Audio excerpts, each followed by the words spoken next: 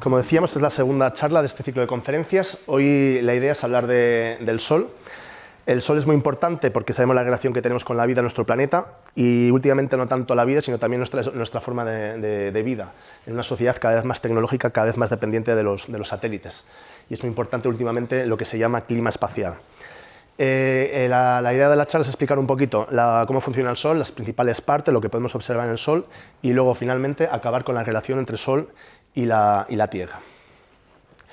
El Sol, esta es una foto que hice yo hace ya unos años, con un pequeño telescopio, es decir, con pequeños telescopios podemos apreciar ya detalles en el Sol, o sea, no necesitamos grandes instrumentos, y esta es una de las grandes manchas que hemos tenido en los últimos años, esta de aquí, la 91-92.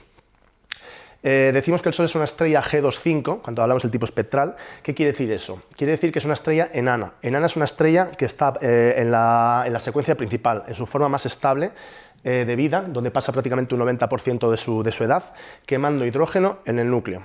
Es la parte más estable de la estrella. Y es amarilla más o menos por el color que vemos. Es decir, es amarilla porque la temperatura superficial está más o menos por debajo de 6.000 grados. Eso quiere decir que el Sol es una estrella enana amarilla. La edad del Sol, como digo, son 4.500 millones de años y esto es más o menos la mitad. Esperamos que el Sol todavía esté en esta fase otros 4.000 y pico y luego un poquito más ya como gigante roja antes de morir. Una de las principales características del Sol es que tiene una rotación diferencial. Esto es muy importante. El Sol no es un sólido rígido. Rota mucho más rápido en el ecuador, unos 25 días, y en los polos del orden de 35. Tiene una rotación media más o menos en torno a los 28 días. Este efecto de rotación diferencial es lo que va a hacer, unido al magnetismo del Sol, lo que va a explicar toda la actividad solar que vemos en el Sol. Una cosa tan sencilla como esto. El Sol se encuentra a 150 millones de kilómetros de nosotros y la distancia media, esta distancia media se llama unidad astronómica. Es la referencia que tenemos en el sistema solar para hablar de distancias. Todo está relacionado a la distancia Tierra-Sol. El diámetro es 1.400.000 kilómetros y la masa este numerito de aquí, 2 a la 10 a la 30, que esto en concreto no nos dice nada, necesitamos una referencia. Si metemos aquí en la Tierra más o menos a escala, a ver que se me va, no se ve. Bueno, debería aparecer ahí la Tierra en chiquitito. Pues bueno, el Sol es 109 veces más grande que la Tierra y sobre todo es 320.000 veces más masivo. Es lo importante del Sol. No es que es grande, que lo es, sino que es masivo. La masa, la gravedad es lo más importante en astrofísica. Si comparamos el Sol, en vez de con la Tierra, con otras estrellas más pequeñas, como son las enanas rojas, las estrellas más abundantes del cielo, prácticamente es un poquito más grande. El doble, un poquito menos, pero vamos, no es una cosa especialmente grande. Si comparamos con los planetas grandes como Júpiter o objetos subestelares como las enanas marrones, es relativamente más grande, del orden de 10-20 veces. Pero bueno.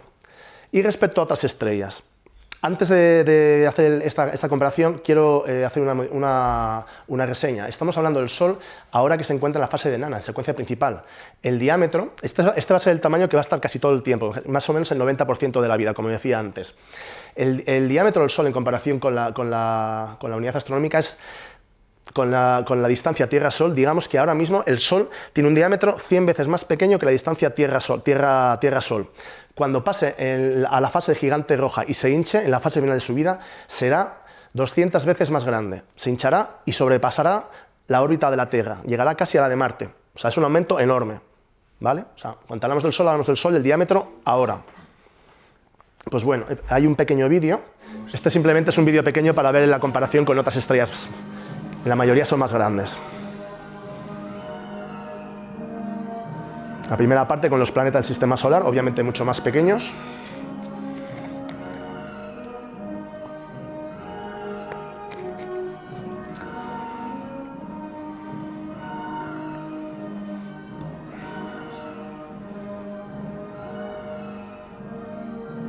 Y aquí empezamos ya con las estrellas.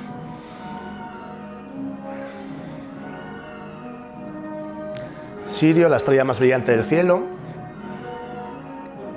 Polus, en Géminis,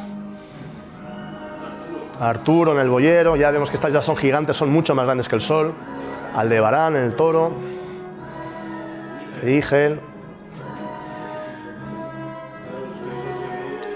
Y luego estas ya son estrellas muy raras. Antares, una supergigante.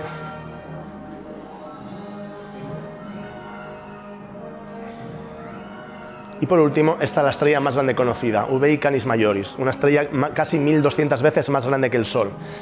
Hay que tener en cuenta, esta sería la parte final cuando se ve la Tierra. Obviamente la Tierra no tiene nada que ver, es un puntito. Pero bueno, en realidad el Sol es una estrella normalita. Quiero decir, es una estrella que no es muy grande, pero la mayoría de estrellas son iguales o más pequeñas que el Sol. Las estrellas muy grandes son muy poquitas. Es una cosa que se llama función inicial de masa. Está relacionado, por ejemplo, como con los seres vivos. Hay muchas más hormigas que son más pequeñas que humanos y muchos más humanos que elefantes. ¿Vale? Lo mismo pasa en el universo. Estrellas grandes hay muchas, pero mucho menos que las pequeñas. Y luego, o sea, cuanto más grande, menos hay, quiero decir. Me estaba liando. Entonces el Sol, para lo que cabe, de todo lo que hay en el universo, es una estrella normalita. No tiene nada de particular.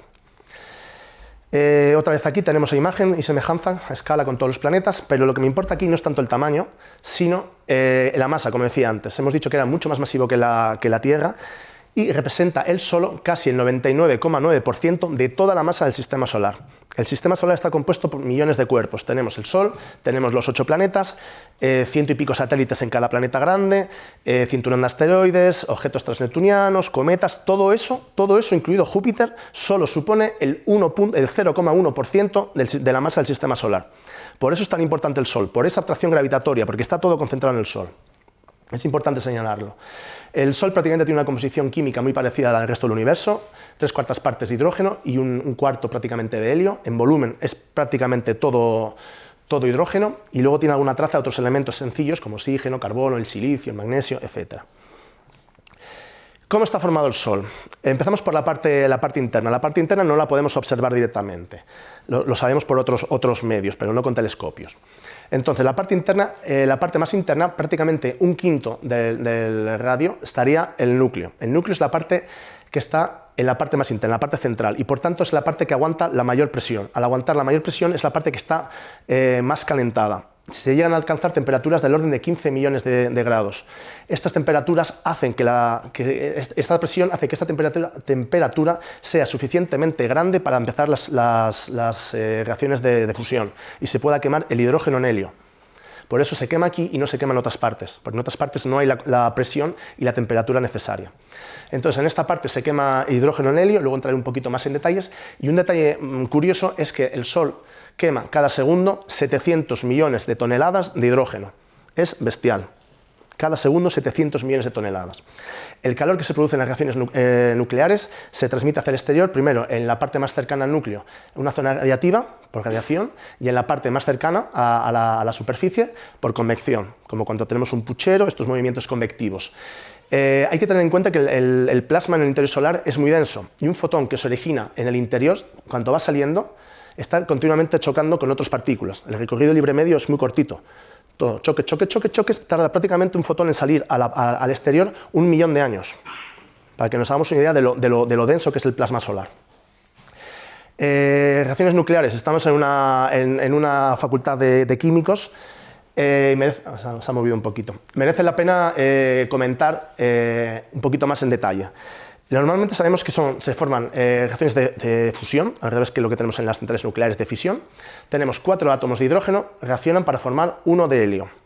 La masa atómica del hidrógeno es 1,008, la del helio 4,003. Si hacemos el cálculo, 4 por esto serían 4,032. Hay una pequeña diferencia de 0,029 unidades de masa atómica, es decir, la masa de los reactivos es ligeramente mayor que la masa de los productos. Usando la famosa ecuación de Einstein, una pequeña variación de masa produce una pequeña variación de energía. Si tenemos en cuenta que esta pequeña variación de masa, cada segundo se queman 700 millones de toneladas de hidrógeno, al final cada segundo se produce una cantidad ingente de energía, que es lo que hace que el Sol pueda contrarrestar la fuerza del peso de la estrella, se contrarreste con esta energía de fusión. Normalmente pensamos que esta reacción sucede en un solo paso, 4 de hidrógeno, 1 de helio. En realidad no, en realidad el Sol lo hace en esta cadena PP, no tiene nada que ver con Ayuso o Feijóo, no, ya pasamos mucho en el telediario. Tiene que ver cadena PP protón-protón y sucede en 3 fases. En una primera fase, 2 átomos de hidrógeno forman deuterio, 2 pares de deuterio forman helio 3 y 2 de helio 3 acaban formando el helio 4. Esto en el Sol prácticamente ocurre o emplea este método, esta vía, en el 99% de la energía que produce. Sin embargo, hay un 1% que lo produce de esta otra manera, es un poco más compleja, el llamado ciclo CNO. En este caso se usa una molécula de carbono, un átomo de carbono, como catalizador. Un átomo de carbono y un protón forman nitrógeno 13. Nitrógeno 13 se desintegra en carbono 13, que con otro protón forma nitrógeno 14. Con otro protón, oxígeno 15. Es poco estable a nitrógeno 15. Y con el cuarto protón forma el helio y devuelve el carbono 12.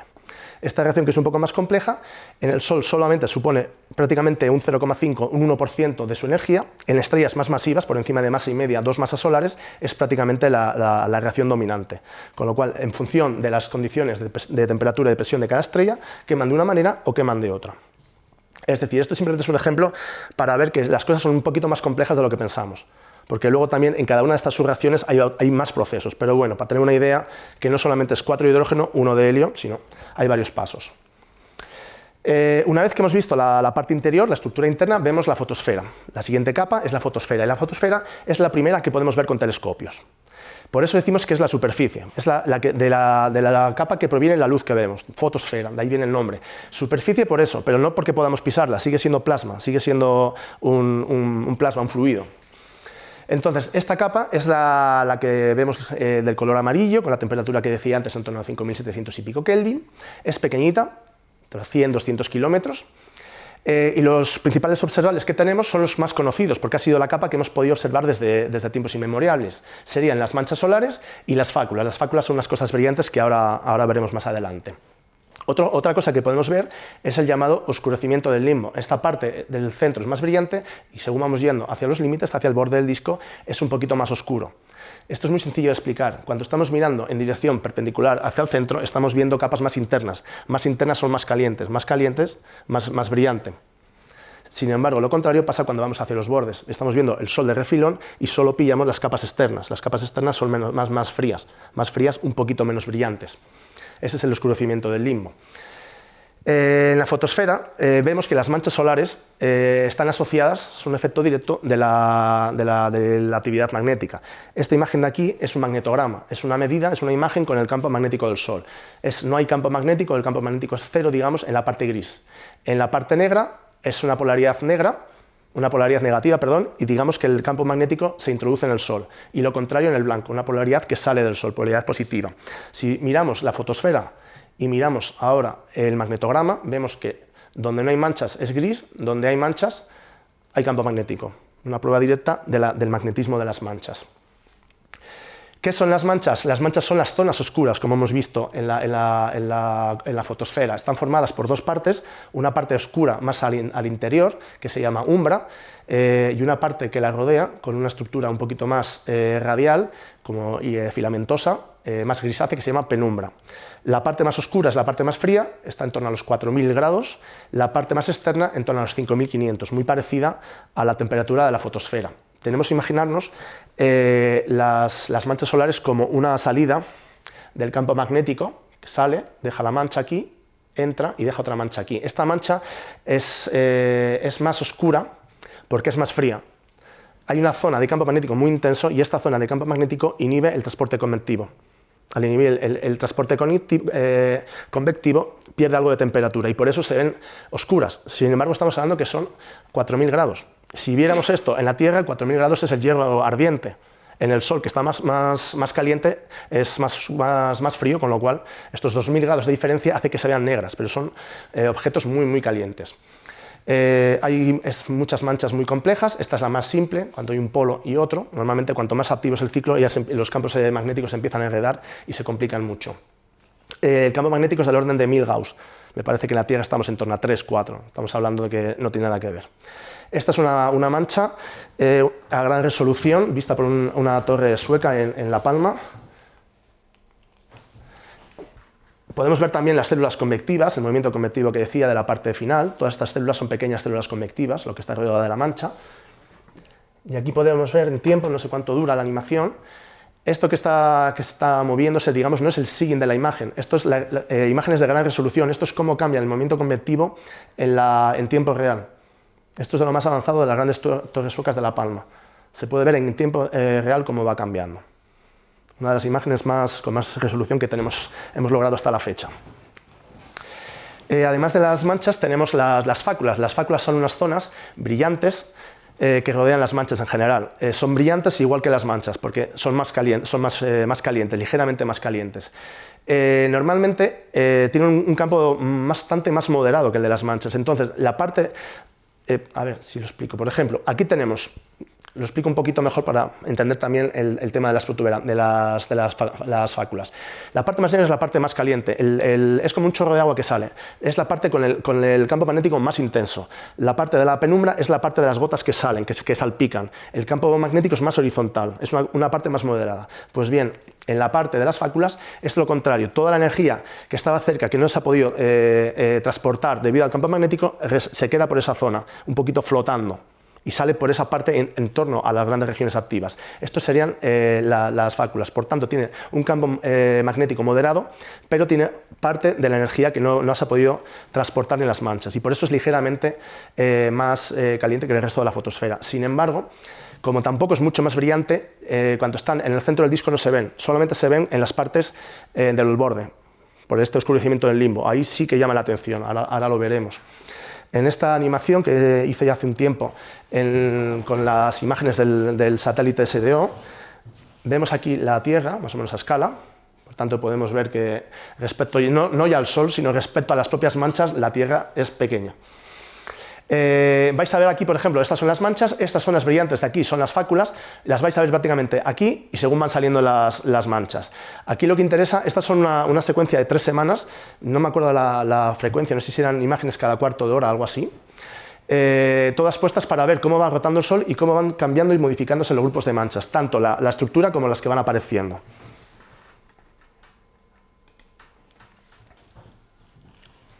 ¿Veis? Por esta zona se ven muy bien las fáculas. Esto es la época del máximo de este actual ciclo, el ciclo 25. Estos manchurrones son al borde de la visibilidad a simple vista, con gafas. Aquí las fáculas son enormes, hay muchísima energía. Este me lo acuerdo, me recuerdo muy bien de esta mancha porque era muy fácil de ver con al atardecer o con las gafas, se veía claramente. Y estamos viendo que es del orden de 4 veces la Tierra. Entonces, como van cambiando, se van moviendo entre ellas. Bueno, esto es más o menos simplemente para haceros una idea. Esto es el máximo solar. Normalmente, cuando no hay mucha actividad, hay pocas manchas y manchas en general pequeñas. La siguiente capa, por encima de la fotosfera, sería la cromosfera. La cromosfera ya podemos denominarla atmósfera solar. La cromosfera recibe su nombre de cromos, de color, porque durante los eclipses se veían las protuberancias. Y de hecho, Janssen, viendo las protuberancias durante un eclipse, descubrió el helio. El helio se descubrió primero en el Sol, de ahí que recibió el nombre de helio. O sea, también descubrimos cosas de las estrellas en la Tierra.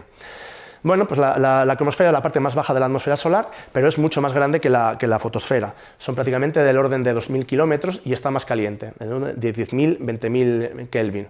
Lo que podemos ver son las estructuras, son las playas, que serían la parte de arriba de las fáculas, las protuberancias, que son las llamaradas solares, filamentos, que son llamaradas solares también, ahora explicaré la diferencia, y las fulguraciones, que son pequeñas explosiones, pequeñas liberaciones de energía.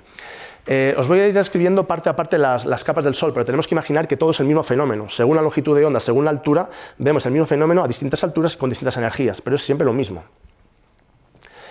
Esto sería la fotosfera y la misma imagen de la cromosfera. Donde hay manchas, hay otras cosas que vemos en la cromosfera.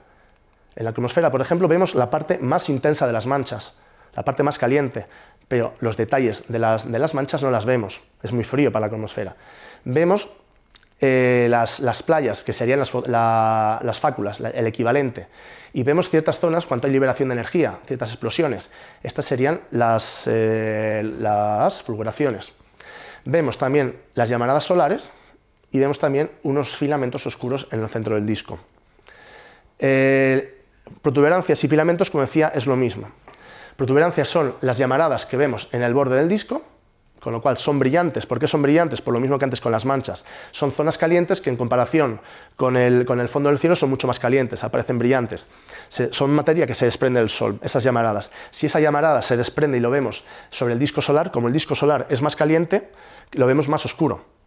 Es una cuestión de perspectiva, pero es lo mismo, llamaradas del Sol, que van siguiendo el campo magnético. pueden alcanzar alturas enormes, 300.000, 500.000 kilómetros. Estas son algunas imágenes. Yo soy coordinador también de la sección de heliofísica de la agrupación de Sabadell, soy astrónomo también, como astrónomo amateur, llevo como casi 30 años observando el Sol. Estas imágenes, por ejemplo, si conseguimos algún día observar, si hace buen tiempo, con un telescopio pequeño de H-alfa podemos ver algo parecido a esto, más o menos visualmente. Luego ya integrando con fotos y tal se pueden hacer otras cosas, pero a nivel amateur se pueden conseguir muchas cosas. El tema es, cosas que podemos ver aquí, grandes protuberancias con la Tierra. Esta, por ejemplo, 150.000 kilómetros. Esta, del estilo. Esta, por ejemplo, fue un filamento que hubo hace un año y medio, una longitud 25 veces la Tierra. Un filamento así de grande no es nada frecuente. Aquí, por ejemplo, vemos otra vez la Tierra chiquitita, unas protuberancias que apenas se ve, estas que ya son filamentosas, y todas mucho más grandes que la Tierra. O sea, cualquier estructura en el Sol, por separado, las manchas, filamentos, son todo más grande que la Tierra. Esta, por ejemplo, me gusta también bastante. Es un filamento que vemos en este lado sobre el disco, y luego en el borde lo vemos como protuberancia. Es lo mismo, la misma estructura. La siguiente capa, ya la última, sería la corona. La corona es la típica foto que tenemos en los eclipses. Esta es una foto que hice yo, no sé si en Chile o el año pasado, la típica donde vemos el Sol oscuro y la luz en torno al Sol. Es la básica. Si hacemos imágenes en HDR, vemos esto. Estas imágenes no son reales, en el sentido, no es lo que vemos. Sin embargo, nos permiten ver la complejidad de la corona. Todas las líneas de campo, todos los detalles, alguna protuberancia. El que sepa hacerlo este verano, si las cosas se dan bien, las condiciones se dan bien, esta tendría que ser relativamente sencilla de hacer, y aquí haciendo HDR se podría sacar algo así. Mi compañero Leo hablará de fotografía astronómica en mayo, abril me parece, con lo cual si tenéis alguna duda le podéis preguntar a él. La corona, como digo, es la capa más externa. No sabemos muy bien el espesor que tiene, porque prácticamente es la atmósfera solar que se va diluyendo poco a poco en el medio interplanetario. Entonces llega un momento que no se distingue un poco del fondo del cielo, digamos. Hay una cosa muy curiosa, se va diluyendo y sin embargo cada vez la temperatura es mayor. La temperatura alcanza 2 millones de grados, una cosa que no se entiende, es el gran problema que tenemos hoy en día en la física solar. Porque cuando menos densidad hay, cuanto prácticamente no hay materia, se alcanzan temperaturas similares, en cierto modo, al centro solar. La cromosfera, la fotosfera, 6.000 grados, la cromosfera, 10.000 grados, la corona, menos densa, prácticamente 1.000.000 de grados. Se piensa que todo esté relacionado con la reconexión magnética, de la que luego hablaremos. En la corona, que es muy grande, hay distintas capas con distintas frecuencias se pueden ver principalmente los lazos o bucles coronales, los loops, y las eyecciones de masa coronales, que son la materia expulsada que luego nos producen las tormentas solares que llegan a la Tierra. ¿Qué son estos lazos, estos bucles? Son el plasma que está atrapado, está confinado en el campo magnético, que en un momento dado, cuando hay una explosión, una fulguración, sale y está siempre asociado a estas fulguraciones. Estas fulguraciones las vemos en la cromosfera, en H-alfa. En la corona vemos la energía que sale y vemos también cómo sigue el anillo. Este es el anillo como cuando hacemos, por ejemplo, el experimento de las limaduras de hierro. Esto es el Sol y podría ser un experimento que hacemos en el laboratorio. Ponemos limaduras de hierro, el plasma. Cuanto más complicado es el Sol, más complicado es el ciclo solar, obviamente todo esto se va complicando. Pero lo más simple son estos anillos. Los anillos están anclados en la fotosfera, se ven en la cromosfera y luego salen todos y se ven sobre todo en la parte más externa, la corona. Como llegan a todas las superficies, tiene mucho interés estudiarlos en distintas imágenes, en distintas temperaturas, para ver distintas capas y así poder ver cómo se transmite el calor de las partes más internas a las más externas de la corona. Por eso se usan muchísimas longitudes de onda distintas, ahora veremos distintos colores. Uno de estos sería en este tipo de color. Ahora os explicaré porque aquí no tengo la temperatura. Vemos la fulguración y la energía en los bucles. Esta liberación de energía es enorme. Estamos hablando que si ponemos una bomba de Nagasaki, me parece del orden de 20 kilotones, pueden llegar a 100.000 millones de bombas de Nagasaki. Me hace mucha gracia porque, por ejemplo, en astrofísica se trabaja en ergios. Son cosas enormes y esto, por ejemplo, está traducido, serían 10 a la 32 ergios. Cuanto más grande usamos unidades más pequeñas, es una cosa muy curiosa. Pero bueno, quedarnos con eso, que una explosión de estas relativamente típicas o moderadamente, o de las más brillantes, de las más energéticas, puede llegar a 100.000 millones de bombas atómicas. Es una bestialidad. Pueden llevar asociadas eyección de plasma, parte del plasma que está atrapado aquí puede salir disparado o no, dependiendo un poco de la energía, y son de duración breve. Yo he visto algunas en H-alfa. En H-alfa simplemente, que a lo mejor el día que estemos nosotros podemos ver algunas, simplemente la parte roja del sol se ve un poquito más brillante, pero se distingue muy brillante, se vuelve casi amarilla, pero dura muy poquito. Aquí tendríamos otra longitud de onda, cada color es una longitud de onda y aquí vemos cómo sale un poquito una explosión. No llega a haber una eyección de masa, el plasma sale pero luego cae sobre el sol. Pero vamos, sigue siendo espectacular. ¿Qué es la reconexión magnética? Es la culpable de todo. Todos estos fenómenos que liberan energía están debidos a este proceso. Tenemos cuanto más avanzado más intenso es el campo magnético, más avanzado está el ciclo. Las líneas de campo de magnético están más estiradas y más retorcidas. Están mucho más, no son las líneas típicas, líneas sencillas, con lo cual están acumulando una cantidad enorme de energía. Cuando tenemos que emergen dos líneas, dos manchas muy cercanas, llega un momento que hay una zona de fractura.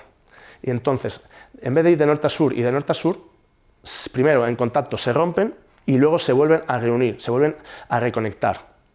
Pero se reconectan de distintos campos y esto hace que se libere en ese momento, en el momento que se rompen y se vuelven a unir, se libere una cantidad enorme de energía. El plasma se acelera y se caliente a lo largo de las nuevas líneas de campo.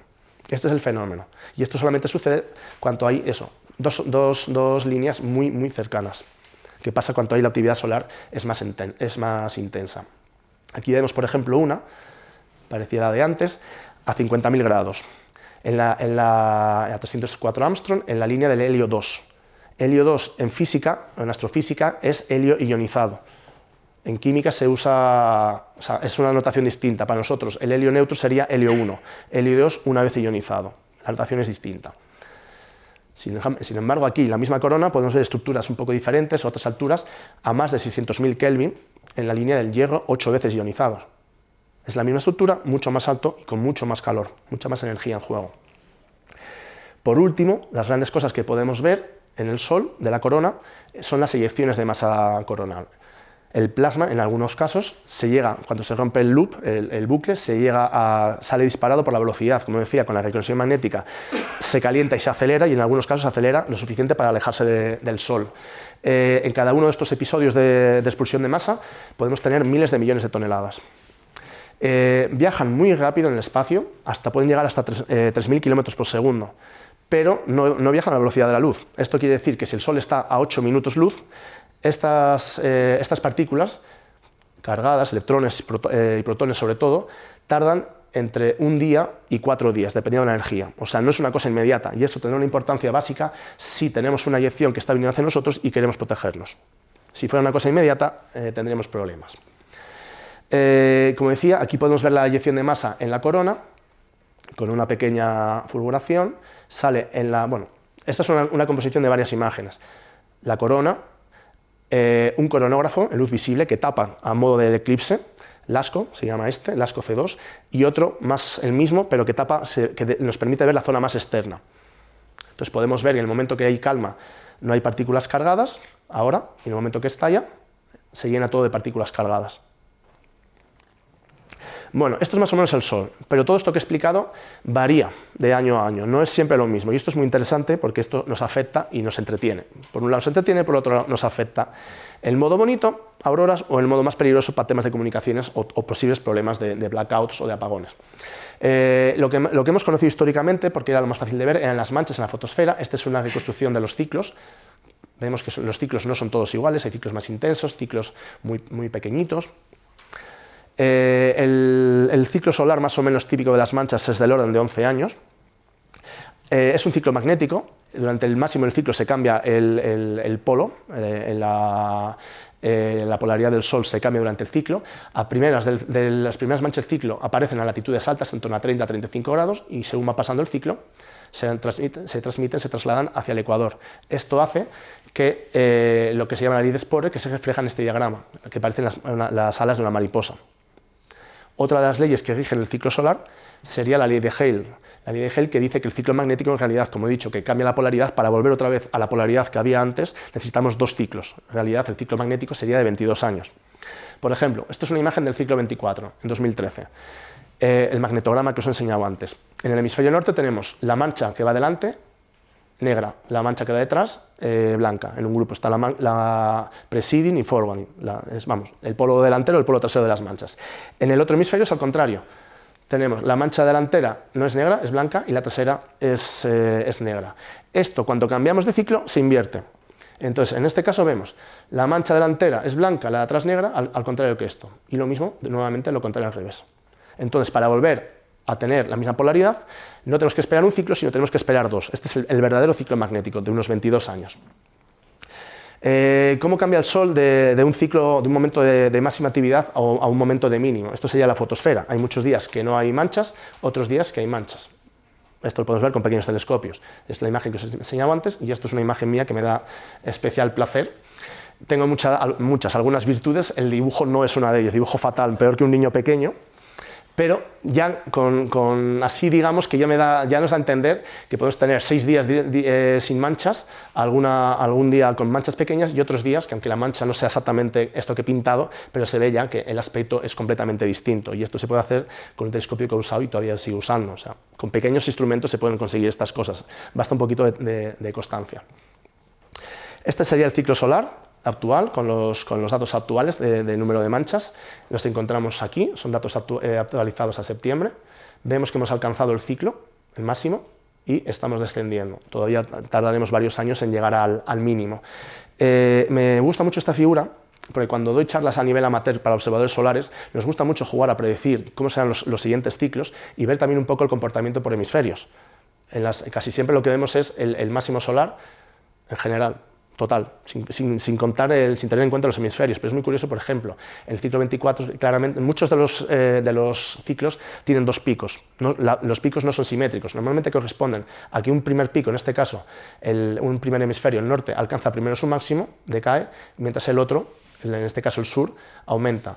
Entonces, un doble pico, porque cada hemisferio, digamos, trabaja de manera separada, no es exactamente todo completamente uniforme.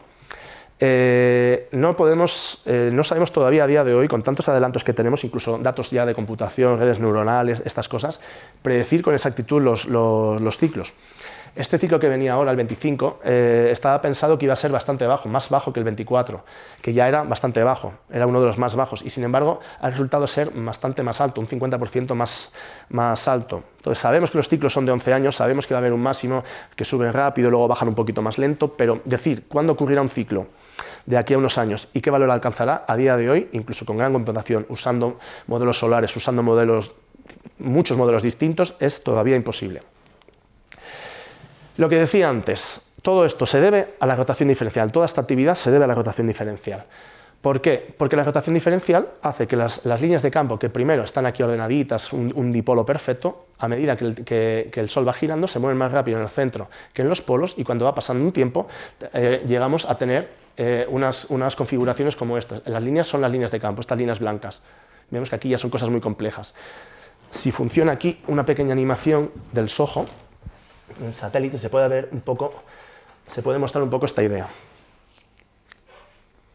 Empieza el ciclo muy tranquilo, se empieza a mover, y a medida que transcurre el ciclo se empieza a complicar, hasta llegar a un momento que ya el ciclo de momentos de máximo, grandes manchas, que ya es una cosa todo mezclado, se junta mucha energía, y en el momento que dos de estas regiones con mucha energía se juntan, hay conexión magnética y explota. También podemos ver estos cambios en la corona.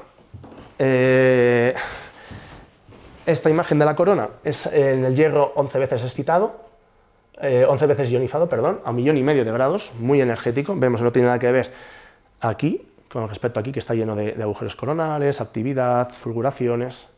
O, por ejemplo, en el hierro 15, en el ciclo 23. Esta es una imagen que sacó el SOHO, muy famosa, al final del ciclo 23. Cuando empezó prácticamente un cielo oscuro, sin mucha actividad, se va animando, y durante el máximo está lleno de explosiones por todos los lados. Lo mismo con las eyecciones de masa coronal. Aquí vais a tener en la parte de arriba el mínimo, la parte de abajo máximo. Esta es la parte, el lasco que se llama el coronógrafo del SOHO, más cercano a la parte interna de la corona. Esta es la parte más externa de la corona. Vais a ver cómo van cambiando. Son 4 animaciones, es fácil de distinguir. Y de hecho tenemos aquí un planeta que está pasando. Tun, tun, tun, tun, tun.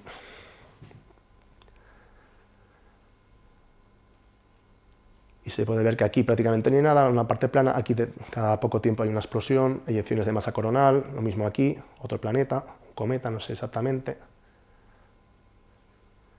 O sea, esto simplemente es para deciros que en todos el Sol es un único fenómeno, que según lo que observemos vamos a ver el mismo fenómeno con distinta perspectiva.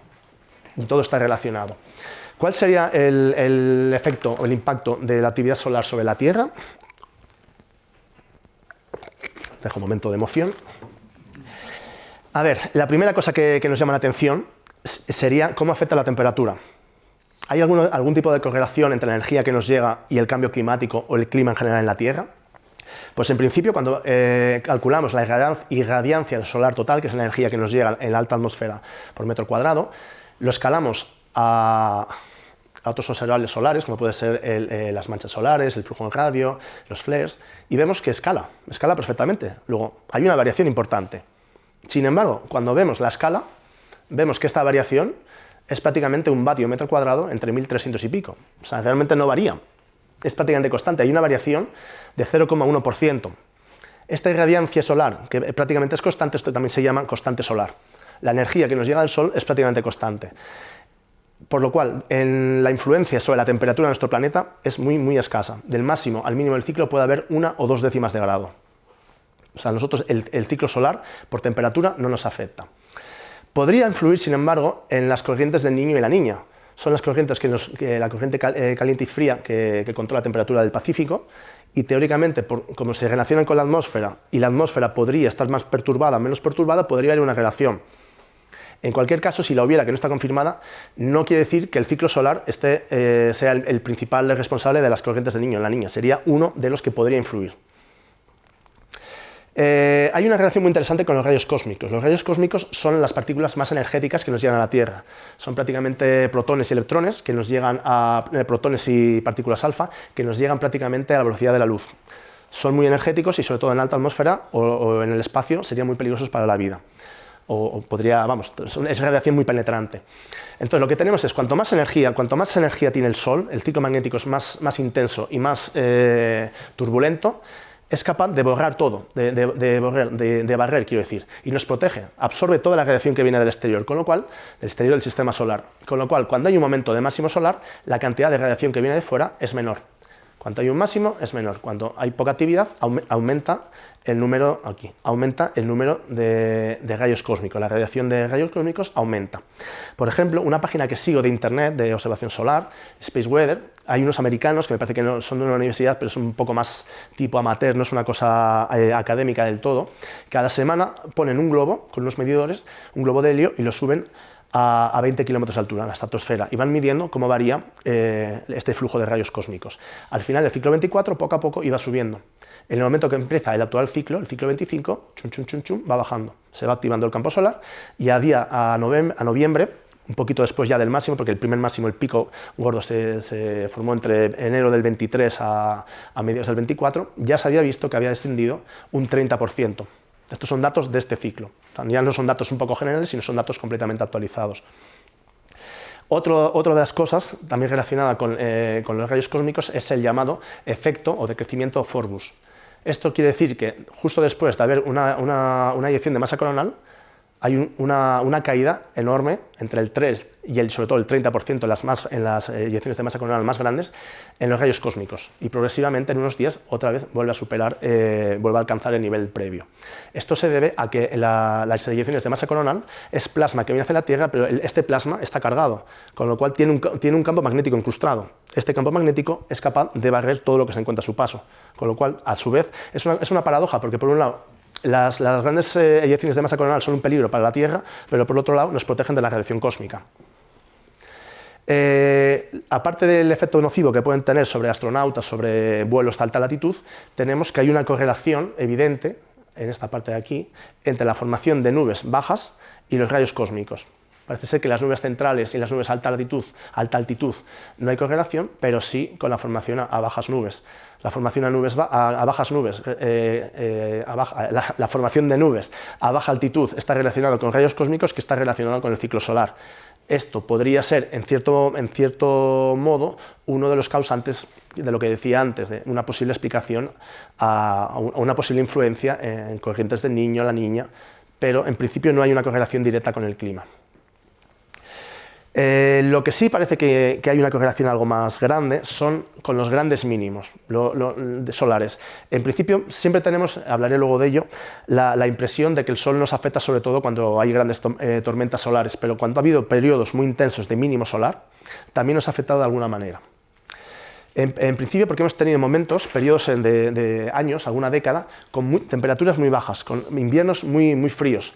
Hay otros estudios que dicen que podría también estar relacionado con un aumento de erupciones volcánicas. Esto en principio no está confirmado, pero hay quien dice que bueno, no entiendo exactamente por qué, porque sería al contrario, cuanto más se influye el campo geomagnético, este campo geomagnético podría inducir algún cambio en el funcionamiento interno de la Tierra. Si hay un mínimo, no sé por qué tendría que haber más erupciones volcánicas.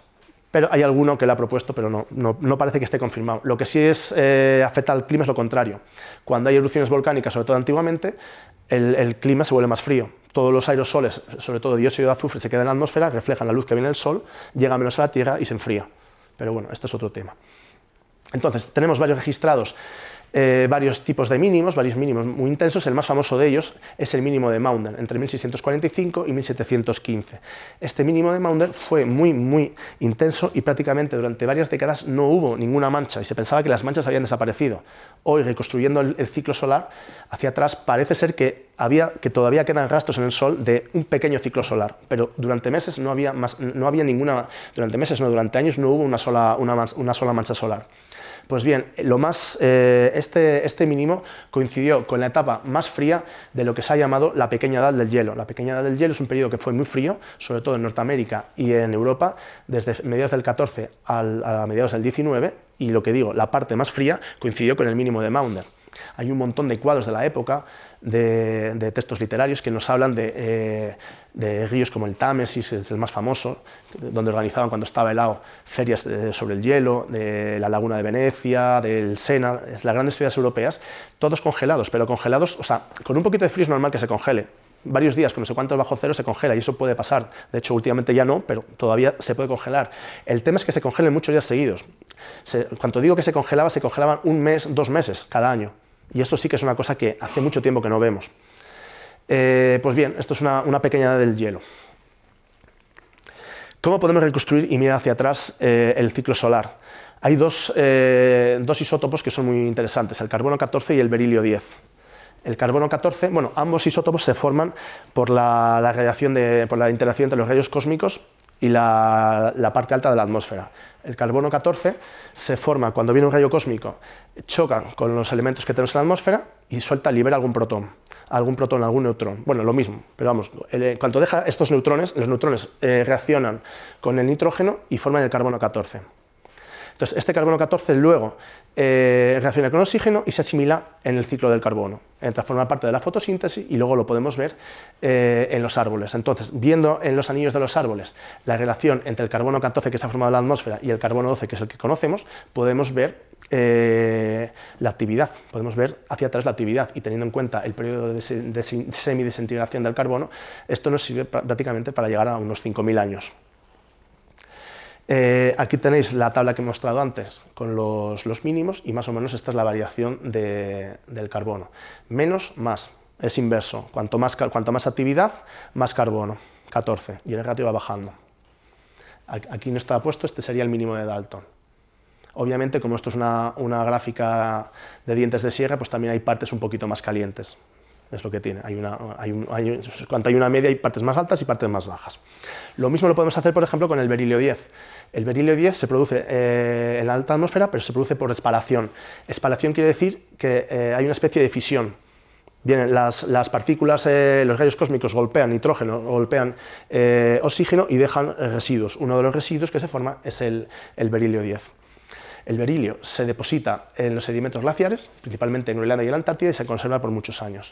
Es más interesante, más difícil de llegar a veces, pero más interesante, por ejemplo, que el carbono, porque tiene un periodo de semidesintegración más amplio y, sobre todo, porque es inmune a la contaminación industrial. La contaminación industrial no hace más que liberar carbono a la atmósfera. todos los hidrocarburos. Ese carbono hace que el reporte, el ratio entre carbono 14 y carbono 12, cuanto es muy cercano a nosotros, se ve influenciado por la contaminación. Entonces, para medidas más recientes es menos fiable. Pero bueno, en cualquier caso, con ambos métodos somos capaces de ir hacia atrás y ver si hemos tenido muchos eventos catastróficos en el pasado. No, la actividad ha sido muy distinta en el pasado, ha sido prácticamente como ahora. Es interesante.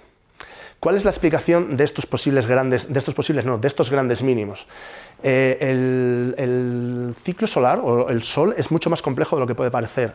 El ciclo de 11 años es el típico, pero tenemos muchos más. Hay uno muy típico también de 155 días, un ciclo corto. Hay el ciclo que decía antes, el ciclo magnético. Hay uno que sería 4 veces el ciclo magnético, el ciclo de Gleisberg. Cada 4 ciclos magnéticos se va modulando. Y de hecho también esto influye porque cambia la actividad. En la gráfica esta que os mostraba antes, con los ciclos, vemos que la mayoría de veces llega primero un hemisferio y luego el otro, en este caso primero el norte y luego el sur. Cuando se va modulando con este ciclo que digo de Gleisberg, es al contrario. Llega un momento que cambia, primero llega el sur y luego el norte. O sea, va cambiando también la modulación en cada hemisferio. Y luego hay otros ciclos que los hemos encontrado mirando hacia atrás, todavía no muy estudiados, no muy comprendidos, como el ciclo de Sois y el ciclo de Hallstatt. Obviamente, con periodos tan grandes necesitamos muchísimos datos para poder hablar de actividad. Es un ciclo de 2300 años, hasta ahora no hemos podido estudiar muchos ciclos, con lo cual nos faltan datos. Pero esto quiere decir que hay un montón de ciclos que poco a poco se modulan y hacen que al final lo que os decía, que sea muy difícil predecir con exactitud el siguiente ciclo solar, cómo será, más profundo, menos profundo, cuándo sucederá, con unos meses, menos meses. O sea, es más complejo de lo que parece. Bueno, esto es más o menos el Sol. El funcionamiento del Sol. ¿Cómo afecta el Sol a nuestra vida cotidiana? Como decía antes, hasta ahora hemos hablado un poco de la actividad cuando el Sol hay mínimos, pero lo más intuitivo es ver qué pasa cuando hay máximo, cuando tenemos episodios violentos. Tenemos la magnetosfera, los cinturones de Van Allen, que toda esta parte nos protege. Y una vez que pasan las partículas, tenemos la atmósfera, que todavía es capaz de absorber otras partículas. La cosa más famosa, el efecto más famoso son las auroras polares, en nuestro caso boreales, estamos en el norte. Estas son imágenes que sacamos el año pasado en Islandia, en enero.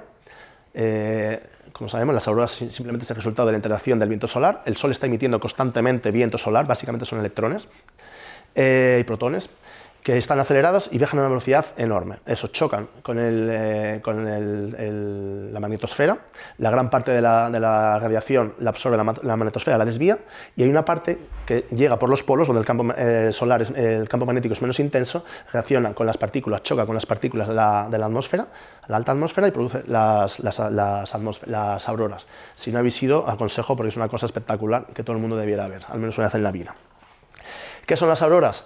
Pues el choque de esto que digo, del viento solar con distintas moléculas. Por ejemplo, en la parte más alta de la atmósfera, en torno a 250 kilómetros, choca con el oxígeno. El oxígeno en esta parte, la densidad es muy enrarecida, hay muy poquito oxígeno. Entonces se produce un color rojo asociado a una transición prohibida. Como no hay prácticamente densidad, se puede relajar, se desexcita y emite en rojo. Más cerca, hasta por debajo de los 250 kilómetros más o menos, se produce el color verde, también con el oxígeno, que es la que estamos acostumbrados a ver. Aquí hay mucha densidad y entonces se produce la desexcitación más normal, que es la verde. Y en la parte más baja de la atmósfera choca con el nitrógeno molecular y normalmente dan colores morados, que son más complicados de ver. Según cómo sea la densidad, el morado puede ser más azulado, incluso blanquecino. Esta imagen es muy bonita para mostrar así los colores, pero obviamente es completamente artificial. Las auroras se pueden ver a simple vista. No son tan bonitas, tan verdes, tan coloridas, pero se ven cambios, a veces se puede llegar a ver un color verdoso, pero fácilmente no, son claramente visibles. Sobre todo nubes blancas, una cosa espectacular. ¿Por qué digo esto? Porque quería hacer hincapié, esto más o menos todos lo sabemos, pero quería hacer hincapié al fenómeno que pasó o que ha pasado recientemente. Esto sobre todo es el 10 de mayo del año pasado, también en octubre, también este año. Auroras en Burgos, auroras en Canarias, auroras en Sicilia. Una cosa muy rara, pero auroras del orden de color rojo, violeta. Podemos en Radio Televisión Española, en El País, Mundo, Diario. O sea, fueron muy conocidas y llamaron mucho la atención. Esta nosotros lo recogimos en nuestro blog y aquí nuestro compañero Carlos, que está por ahí, sacó esta foto con su móvil por la zona de Sotopalacios. Estas, por ejemplo, no se veían a simple vista o muy difícil de ver a simple vista. Una cosa personal que me hace mucha gracia, yo estaba observando en Catania, en el Etna, y en la cámara All Sky que tenemos, veía esta luz roja aquí. Pero claro, una luz roja en el norte. Yo en el norte lo que tengo es el Etna. Digo, coño, una erupción. Pero digo, cuando he venido no había nada. Salí a la calle, digo, no, el Etna está apagado. Pues, una aurora. Saqué la foto y digo, sí, esta parte, aurora. Una cosa curiosa. Bueno, pues este fenómeno lo produjo este grupo, que vemos aquí en detalle. Esto es luz visible y esto sería el H-alfa, la cromosfera. Vemos también este grupo es mucho más grande que en la Tierra. Pues este grupo produjo algo, pero esto no son realmente auroras. O sea, llamamos auroras porque sí, el mecanismo es parecido, es el viento solar con la Tierra, pero no es lo mismo. ¿Por qué no es lo mismo? Esto en realidad es la interacción de estas partículas con el cinturón de Van Allen, pero no hay un golpeteo, no chocan partículas del viento solar con la atmósfera. Esto simplemente hay una tormenta geomagnética tan potente, esta fue G5, que es el máximo, que lo que hace es atacar, plaf, golpear el cinturón de Van Allen, lo acerca a la Tierra, el cinturón de Van Allen está más a latitud medias, con lo cual lo vemos desde aquí, y esto lo que hace no es golpear partículas con la atmósfera, sino calentar la atmósfera. La energía magnética, la energía térmica que tiene el cinturón de Van Allen con la tormenta magnética, la tormenta solar, calienta las partículas. Y como se produce a unas altitudes muy altas, mucho más altas que las auroras que se producen sobre 250 y menos, ¿qué encontramos aquí? Solamente el oxígeno que decía antes, el oxígeno enrarecido, con lo cual siempre tienen un color rojo y prácticamente no son nunca visibles. Y esto pasa solamente cuando hay grandes tormentas magnéticas, grandes tormentas solares, que pasan muy pocas veces. Esta me parece que no pasaba en los últimos 30 años de esta intensidad. Está relacionado, pero no son auroras. No sé si se ha entendido. Pero lo seguiremos llamando auroras porque al final... Pero bueno, que nosotros preferimos llamarlo un arco auroral rojo estable. Estable porque no se ven las figuritas, el rojo porque es el hidrógeno, el oxígeno que decía aquí, como produce a 400, 600 átomos, solamente tenemos poco oxígeno y por eso va a ser siempre color rojo. Pues eso, una aclaración que me hacía especial ilusión.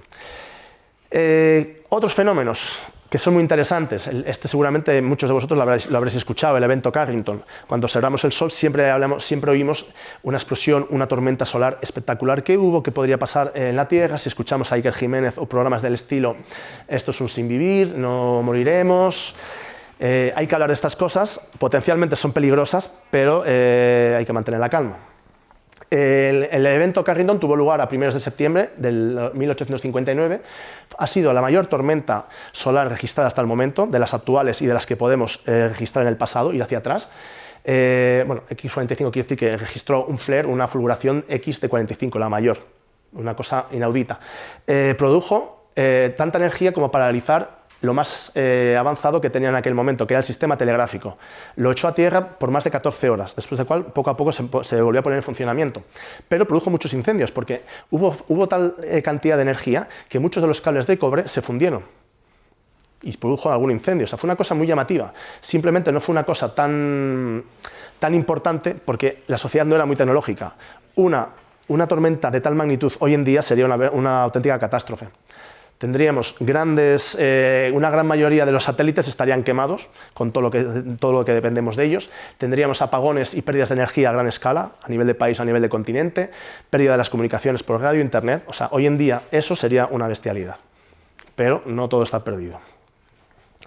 ¿Cómo afectan a las cosas? Por ejemplo, hoy en día dependemos mucho del GPS. LORAN era un sistema de radio con ondas de tierra que se ha quedado en desuso, porque necesitamos muchas antenas. Entonces esto lo cogí de un libro bastante interesante, pero al final el LORAN hoy en día no se usa. Pero el GPS hoy en día se usa y cada vez más. Entonces, cuando tenemos el GPS o la radio, si estamos conectando sea con los satélites, sea con la radio y la ionosfera cuando recibe mucha energía se vuelve inestable y empieza, digamos, como a titilar. Esto hace que muchas veces la señal se vuelva inestable, no la recibamos o podamos perder, sea señal de radio, como ha pasado en estas tormentas solares, que los radioaficionados o las radios pierden señal, o directamente que no podamos conectar con el GPS. Cuanto más electrones haya a lo largo de la señal, más errores podemos tener. Una pequeña perturbación en la cantidad de total de electrones, que estos vienen del viento solar, nos pueden hacer errores en el GPS de 100 metros. Si hay una presión de tormentas solares que nos empujan la ionosfera, porque la ionosfera en general no es una capa estable en una parte, es un poquito más alta, un poquito más baja, pues una variación de altura en la ionosfera de 7-10 kilómetros nos puede afectar en una señal de hasta 12 kilómetros en el posicionamiento GPS. Entonces, estas cosas son muy importantes, sobre todo cuanto más importante está siendo el GPS en nuestra vida. El GPS lo podemos usar con el Google Maps. Podría haber alguna pérdida, no es muy importante, pero tenemos otros sistemas que necesitan GPS, por ejemplo, muchos sistemas de agricultura, muchos tractores van ya por GPS. En la tormenta esta, por ejemplo, decían, nuestros tractores están actuando como demonios, como si estuvieran poseídos. Empezaban los tractores a arar como les daba la gana. Esto es muy americano, los americanos ya tienen tecnología para todo. Aquí en Castilla también está empezando a haber algunos tractores, pero ya son más caros. Otras aplicaciones, por ejemplo, que necesitan GPS, necesitan mucha precisión, son cuando trabajamos en los fondos marinos, sea para temas de ciencia, de cartografiado, sea, por ejemplo, cuando queremos reparar el cableado del submarino, de la electricidad, el Internet. Tenemos que ir con muchísima exactitud. Si tenemos problemas de GPS, ahí estamos perdidos. O sea, el GPS es importante desde muchos puntos de vista y es uno de los que puede estar dañado. Mucha radiación solar puede ser importante también para riesgos de la vida, pero siempre en alta altura. A baja altura en principio no llegaría tanto. En alta altura es importante para los astronautas que están en la Estación Espacial Internacional y tienen que hacer viajes extravehiculares para misiones a Marte. Es importante conocer el clima solar también para mandar las misiones a otros planetas. Se usan momentos que teóricamente el Sol está más parado. También, por ejemplo, una cosa más cotidiana, toda la tripulación de los vuelos o los pasajeros que volamos a alta altura, especialmente los vuelos transoceánicos, recibimos dosis de radiación. Cuanto más alto y más horas pasamos, más radiación tenemos. Y, por ejemplo, los grandes vuelos transoceánicos recibimos una radiación equivalente a varias radiografías. Esto no es peligroso porque normalmente no hacemos tantos viajes como para tener alta dosis de radiación, pero, por ejemplo, en las tripulaciones de vuelos que hacen estos muy a menudo, a largo plazo se han descubierto mayores tasas de tumores. De hecho, ahora se intenta reducir el número de viajes, se ponen medidores para intentar llevar una cuenta. O sea, tiene su riesgo. En la alta atmósfera, en principio, estas partículas de rayos cósmicos, cuando llegan a la Tierra, al chocar con la atmósfera, forman cascadas de partículas mucho menos energéticas, la radiación Cherenkov, que se llama, y cuando llegan a la Tierra prácticamente no nos influyen. Con lo cual, esto es especialmente importante solamente a alta altitud. Otros riesgos biológicos serían los animales, que son muy sensibles a los campos magnéticos. Por ejemplo, las aves migratorias, las palomas, se orientan con el campo magnético. Se pensaba hasta hace poco que las palomas tenían en el pico magnetita y con eso seguían el campo magnético. Hoy me parece que se ha visto que en realidad no tienen magnetita, pero tienen unas células especiales en los ojos que les permite, digamos, en cierto modo sentir o dirigirse hacia el campo magnético. Los delfines. Un aumento de radiación, problemas en la alta atmósfera podría dar un aumento en la Tierra, en el suelo, de radiación ultravioleta, que esa sí que es nociva. Aumento de melanomas, posibles mutaciones, cataratas. Lo que más nos afecta, más allá de los satélites, a nuestra vida cotidiana serían las corrientes geomagnéticas inducidas. Sabemos por la ley de Faraday que cuando hay un campo magnético variable en el tiempo, como pueden ser las auroras, que cambian muchísimo el campo magnético local, se crean campos inducidos, se crean campos eléctricos inducidos. Pues bien, estas corrientes se acoplan en los conductores muy largos que tenemos a nivel de tierra en el suelo. ¿Qué son los conductores muy rápidos? Pues son las redes de distribución eléctrica, que hablaremos ahora en un momento, los oleoductos y los gasoductos. En este caso lo que hacen estas corrientes es que aumentan la corrosión. Una cosa muy importante también, muy interesante, en las vías del tren. En las vías del tren a veces producen interferencias de las señales luminosas, y donde pone que no puede pasar un coche o un tren verde se pone en rojo, donde se supone que no hay un tren se detecta en el panel un tren fantasma, o al revés, donde hay un tren real en el panel no aparece. Ha habido varios problemas de esto en Suecia, países nórdicos, pero en principio no hemos tenido todavía ningún accidente. Pero es un tema muy curioso y durante grandes tormentas solares se ha demostrado que se producen entre 5 y 7 veces más errores que durante la normalidad. Estas son cosas que pasan, pero son cosas evitables. Sabiendo esto, ahora lo que se está haciendo, por ejemplo, es aislar mejor las vías del tren, protegerlas de la radiación. O sea, quiero decir, estoy diciendo cosas que afectan negativamente, pero cosas que, como conocemos, podemos solucionar y de hecho estamos solucionando. ¿Qué pasa con las infraestructuras eléctricas? Cuando viene una de estas corrientes inducidas, se mete en la estación eléctrica, digamos, y lo que hace es aumentar la energía que está llevando, con lo cual lo que ha hecho muchas veces es acabar quemando. Quema los transformadores. Por ejemplo, las tormentas solares que hubo en marzo del 89, esto es una imagen de los transformadores quemados en Estados Unidos, en Nueva Jersey, en Delaware. Aquí es importante dos cosas. Una, la molestia a la gente, quedarnos sin electricidad, pequeños apagones o apagones más largos. Y segundo, también hay daños económicos. Esta avería, por ejemplo, en aquel momento ya eran 11 millones de euros. Seguramente en esta época ya sería algo más. O sea, si esto pasa muy a menudo, hay pérdidas económicas importantes.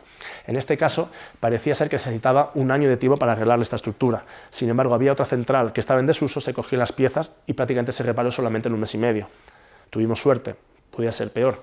En el Quebec, la misma tormenta solar produjo en la zona de Montreal un apagón de 9 horas que afectó a toda la periferia de Montreal, 6 millones de personas.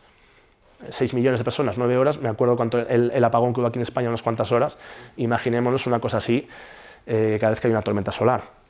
También ha habido en Suecia o en Chicago o en Sudáfrica, bueno, en Sudáfrica fue otra cosa, no. En Suecia y en Chicago pequeñas caídas de tensión, más numerosas, menos numerosas, quiero decir, son cosas que hemos visto y que ya han pasado. No son muy frecuentes, hay que decir también la verdad, pero cuando pasan son cosas muy curiosas. Por todo ello, las grandes agencias mundiales, principalmente la ESA europea y la NASA americana, están haciendo oficinas de clima espacial o meteorología espacial para reaccionar frente a esto. Entonces, es una cosa que está ahora muy de moda, se está invirtiendo mucho dinero y hay mucha gente trabajando en ello. Aquí me falta una...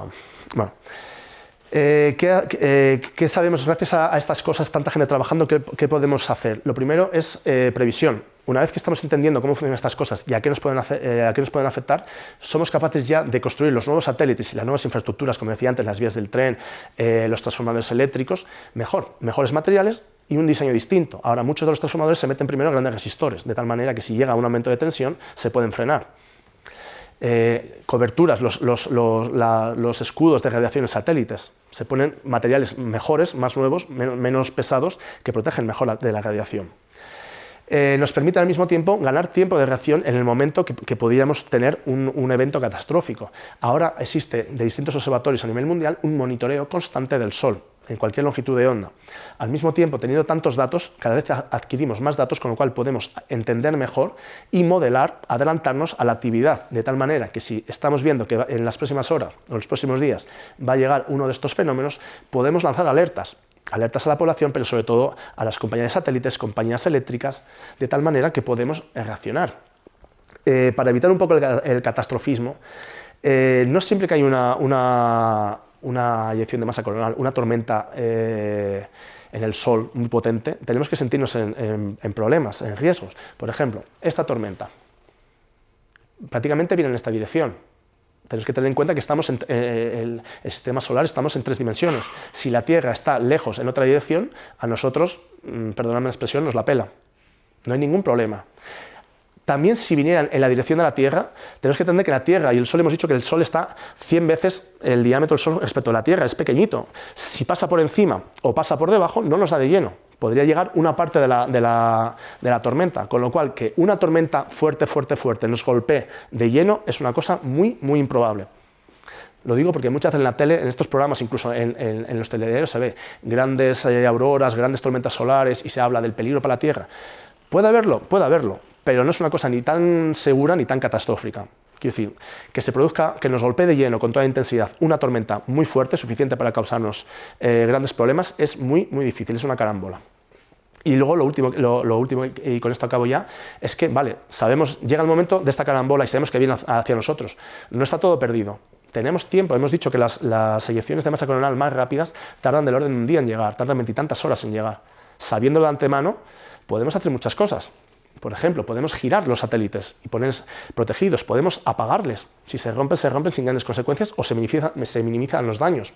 Podemos tener ajustes en la red eléctrica. Las partes más al norte las podemos apagar, podemos aislar ciertas partes de las redes eléctricas, podemos bajar la tensión total de la línea y cuando llegue una gran cantidad de energía, no llega a quemar los transformadores. Entonces, Por eso digo que sí, hay un problema, pero desde luego estamos trabajando en ello, me decía el otro, y no es un problema serio, ¿no? Es muy complicado estas cosas de las películas, es muy bonito, pero grandes problemas como que vamos a acabar el fin de la civilización tal y cual, es muy complicado. Y con esto acabo. Gracias por la atención.